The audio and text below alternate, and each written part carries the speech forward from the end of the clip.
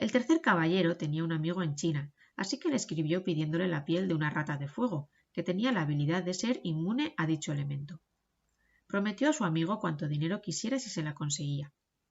En cuanto recibió el mensaje de reunirse con él, cabalgó durante 7 días para ver qué le traía.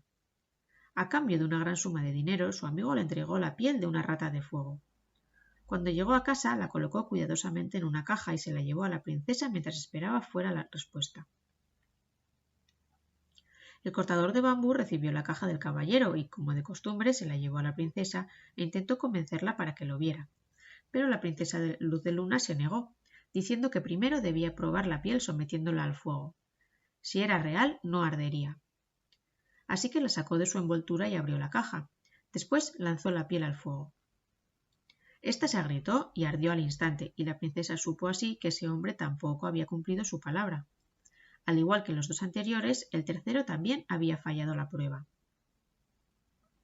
El cuarto caballero no tenía más intención de llevar a cabo su cometido que el resto. En vez de ir a buscar al dragón que llevara en su cabeza la joya de 5 colores, llamó a todos sus sirvientes y les ordenó que lo buscaran a lo largo y ancho de Japón y China, y les prohibió volver hasta que la hubieran encontrado. Sus numerosos vasallos y sirvientes partieron en diferentes direcciones sin la intención, sin embargo, de obedecer lo que consideraban una orden imposible. Simplemente se lo tomaron como unas vacaciones. Fueron a agradables lugares del país juntos y gruñeron por la obstinación de su señor. El caballero, mientras tanto, al pensar que sus vasallos no le fallarían para encontrar la joya, reparó su casa y la adornó hasta hacerla lo más hermosa posible para recibir a la princesa, tan seguro estaba de ganar su mano.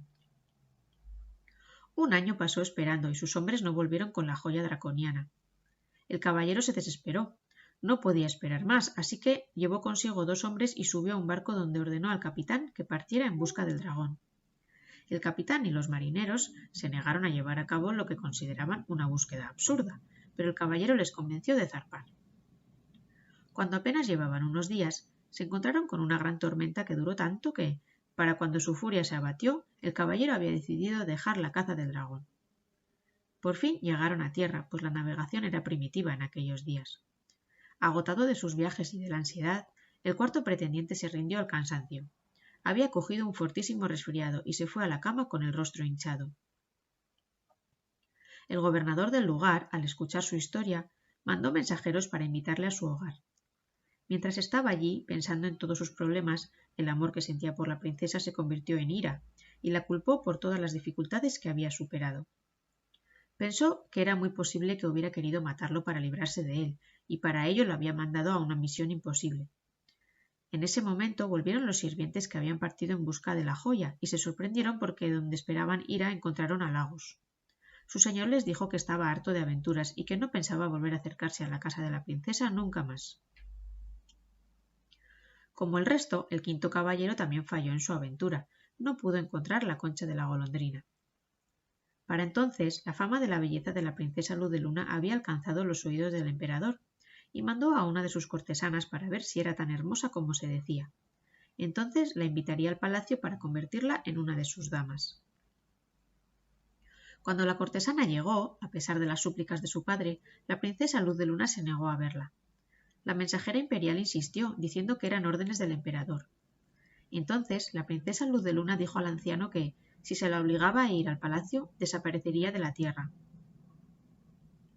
Cuando el emperador se enteró de su obstinación en desobedecer sus órdenes y que si la obligaban a comparecer se desvanecería, se decidió a ir él mismo a verla.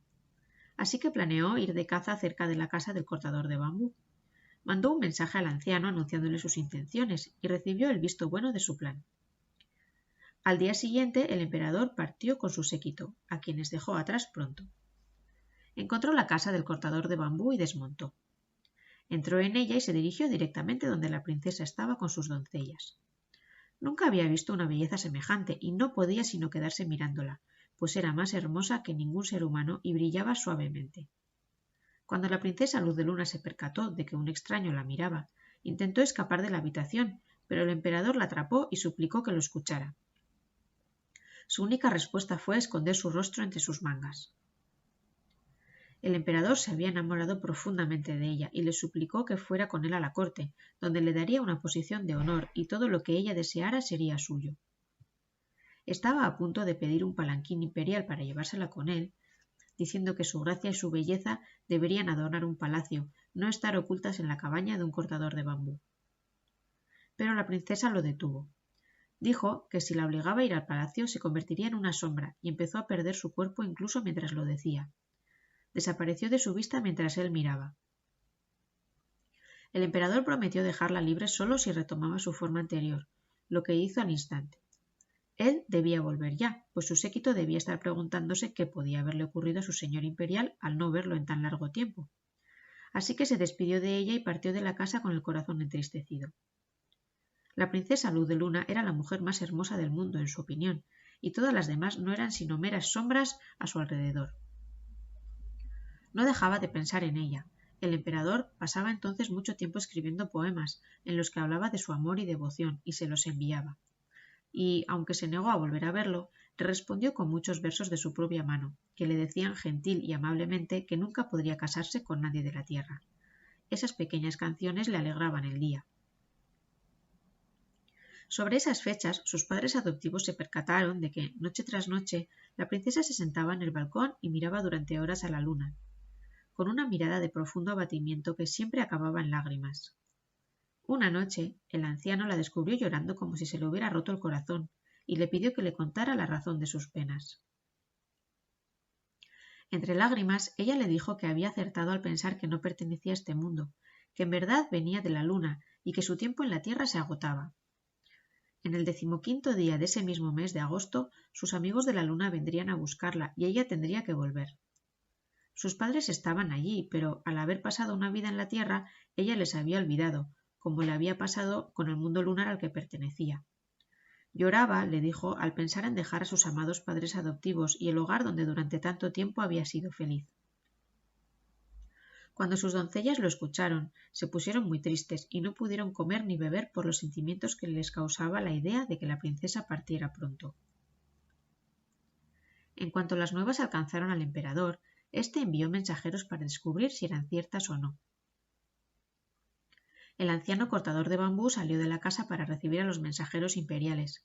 La pena de esos días le había afectado, había envejecido mucho. Llorando amargamente les dijo no solo que el informe era completamente cierto, sino que también pretendía aprisionar a los enviados de la luna y hacer todo lo que estuviera en sus manos para evitar que se llevaran a la princesa. Los hombres volvieron a palacio, donde contaron al emperador lo que sucedía. En el 15º día de aquel mes, éste envió un ejército de 2000 guerreros a vigilar la casa. 1000 de ellos se apostaron en el techo, el resto protegía las entradas. Todos eran arqueros sin igual. El cortador de bambú y su esposa escondieron a la princesa en una habitación interior. El anciano ordenó que nadie durmiera aquella noche. Todos los habitantes de la casa debían guardar una estricta vigilia y estar listos para proteger a la princesa. Con estas precauciones y la ayuda de los guerreros del emperador, esperaba resistir a los mensajeros lunares, pero la princesa le dijo que todas esas medidas para conservarla serían inútiles y que, cuando su gente llegara, nada podría evitar que llevaran a cabo sus planes. Ni siquiera los hombres del emperador.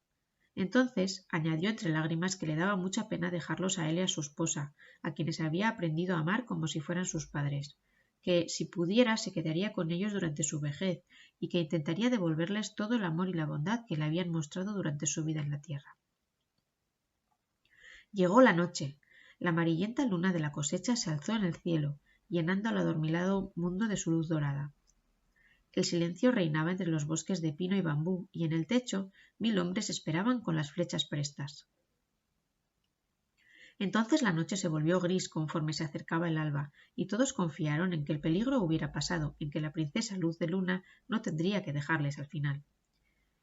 Entonces, de repente, los vigilantes vieron una nube rodear la luna, y pudieron ver cómo la nube empezaba a descender hacia la tierra. Se acercaba cada vez más y todos vieron con consternación que se dirigía directamente hacia la casa. En poco tiempo el cielo se cubrió por completo, hasta que la nube se aposentó a solo 20 centímetros del suelo. En el centro flotaba un carro volador, y allí se podía ver a un grupo de seres luminosos. Entre ellos uno se alzaba con dignidad real, quien bajó del carro. Erguido en el cielo, llamó al anciano para que saliera de la casa. Ha llegado el momento de que la princesa Luz de Luna vuelva a la luna de donde vino. Cometió un grave delito y como castigo se la envió a vivir aquí durante un tiempo.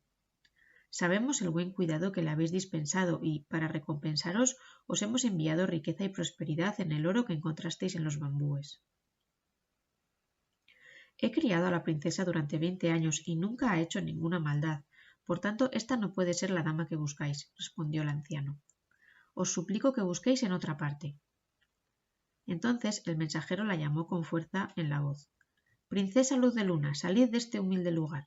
No permanezcáis aquí ni un momento más. Ante estas palabras, las pantallas de la habitación de la princesa se abrieron por sí mismas, revelando su presencia. El resplandor que la rodeaba la mostraba maravillosa y hermosa más allá de todo lo imaginable. El mensajero se acercó y la llevó hasta el carromato. Ella volvió la mirada y vio con compasión la profunda tristeza del anciano. Le dijo muchas palabras reconfortantes y que no deseaba dejarle y que siempre podría pensar en ella cuando mirase la luna. El cortador de bambú suplicó que le permitieran acompañarla, pero eso no era posible. La princesa se quitó el recargado kimono exterior y se lo dio como recuerdo. Uno de los seres lunares poseía una maravillosa armadura con alas, otro un vial lleno de elixir de la vida. Este se lo dio a beber a la princesa, quien dio un pequeño sorbo con la intención de darle el resto al anciano. Sin embargo, se lo impidieron. Esperad un momento, repuso la princesa mientras intentaban colocarle una túnica con alas. No debo olvidarme de mi buen amigo el emperador. Debo al menos escribirle una última vez para despedirme de él mientras conservo la forma humana. A pesar de la impaciencia de los mensajeros y conductores, lo estuvo esperando mientras terminaba la carta. Colocó el vial del elixir de la vida junto a la carta y se lo dio al anciano para que se lo llevara al emperador. Entonces el carro empezó a ascender hacia la luna y mientras todos observaban con ojos llenos de lágrimas a la princesa que se alejaba, llegó finalmente el alba.